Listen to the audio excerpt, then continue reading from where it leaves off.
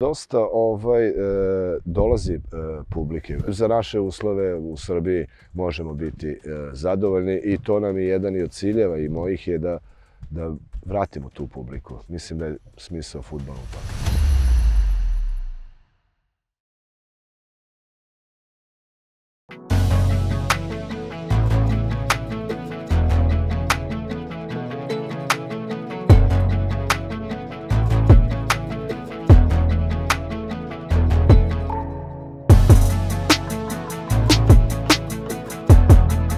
Pozdrav ljudi sa samog severoistoka Srbije. Ja se trenutno nalazim u Adorijanu, mesto koje broji nešto malo ispod 1000 stanovnika. Međutim, klub koji se nalazi u ovom mestu funkcioniše sa još jednim mestom. Radi se o Totovom selu.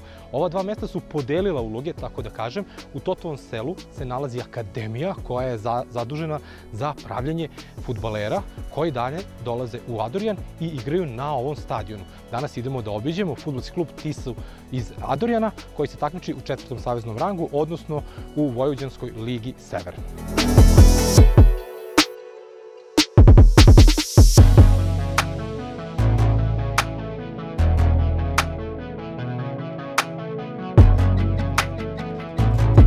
Klub je osnovan davne 1952. godine, ali ja sam kontakt sa ovim klubom negde tamo 2002. 2003. imam, kad sam se upoznao sa predsjednikom i glavnim sponzorom, gospodinom Čabom.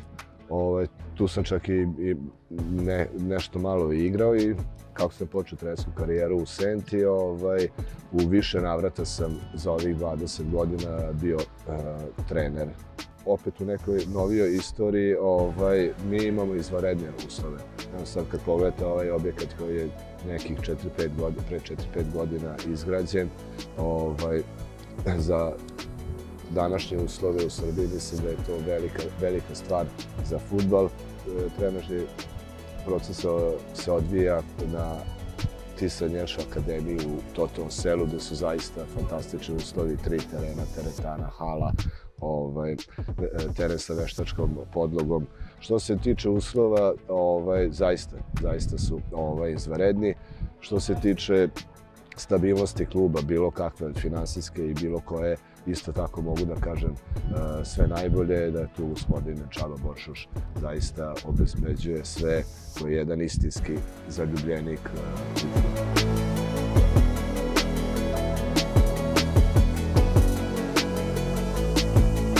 Ja mislim da je negde oko 600 mesta ima za sedenje i dosta dolazi publike. Privlače, pogotovo u Srpskoj ligi dok se takmičila Tisa. Što se toga tiče, za naše uslove u Srbiji možemo biti zadovoljni i to nam je jedan i od ciljeva i mojih je da vratimo tu publiku. Mislim da je smisao fudbala u tome. Davnim vremenima izuzetno je bio jak kvalitet Srpske lige, grupa Vojvodina. Ja sad skoro nešto smo i pričali na tu temu, tamo od 7., 8., 9., 10., 12. Trenutno možda sad u Super i prvoj ligi se takmiči 8 klubova koji su. Tako da taj kvalitet se negde se ispustio.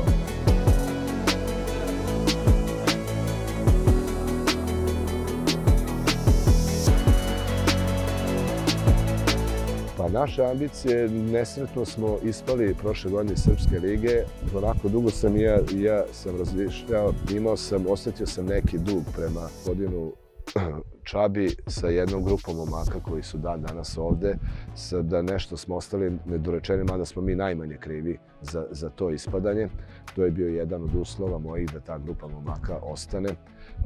Doveli smo izuzetno dobre igrače, kvalitete pre svega i momke. Postali smo jedan mamac za igrače. Ja vama, ako kažem da je jedan Predrag Bošnjak, internacionalac sa 10 godina fudbalskog staža u Mađarskoj, Ferenc Varoš, reprezentativac Mađarske, tu kod nas, da je jedan Nikola Stanković prošle godine u Kolubari bio, da je on kod nas. Znači, postajemo jedna, kako da kažem, privlačna destinacija, fudbalska destinacija.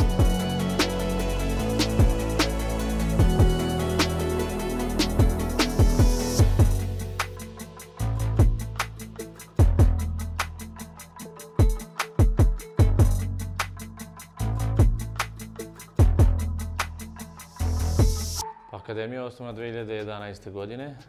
Cilj Akademije jeste pre svega bio da se deca iz okoline, iz naše opštine, koji su najtalentovanije, dovode ovde i uz neki kvalitetan rad, da ih jednog dana vraćamo u ove seniorske klubove i da podižemo naš seniorski fudbal na neki viši nivo.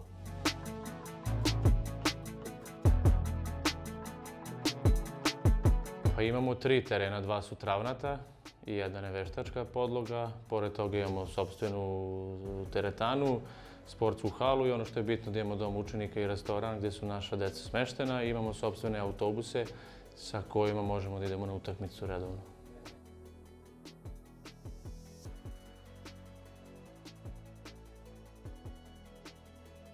Pa zajedno sa seniorskom ekipom imamo 6 selekcija, odnosno 5 omladinskih selekcija i 6 je seniorska, otprilike oko 100 dečaka trenira kod nas na akademiji.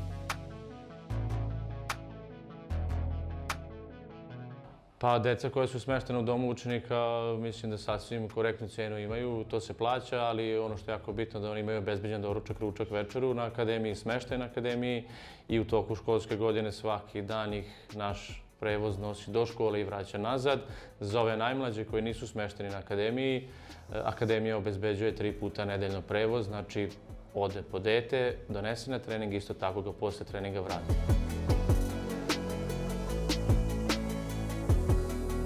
Pa ima dosta momaka koji su bili ovde i otišli u neki profesionalni fudbal. Jedan od njih je, uvek kažem, Sojke Adrian, koji je tu iz Mola. On je dečko koji je bio kod nas na akademiji 2 godine, kasnije je debitovao za reprezentaciju Mađarske, čak je imao nastup i za omladinsku reprezentaciju Srbije i Crne Gore.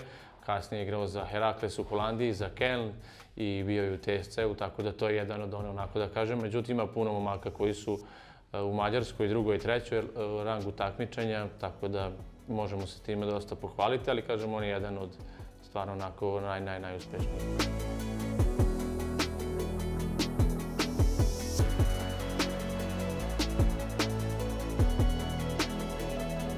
Ja bih se samo zahvalio ovde svešteniku Tašijane koji ovo sve drži ne kao gazda, nego onako kao neki koji je na vrhu te piramide i koji nam obezbeđuje sve ove uslove koje vidimo ovde i ove terene i uslove za, naravno, radnike ili ima, kažem, na akademiji preko 40 zaposlenih radnika zajedno sa trenerima, vaspitačima, kuvaricama, tako da njemu bi samo ovako poželeo da mu se zahvalim od sveg srca zato što znam ga već dosta niz godina i mislim da ovo ostalo, naravno, hvala svima, ali mislim da on tu koji je onako najbitniji.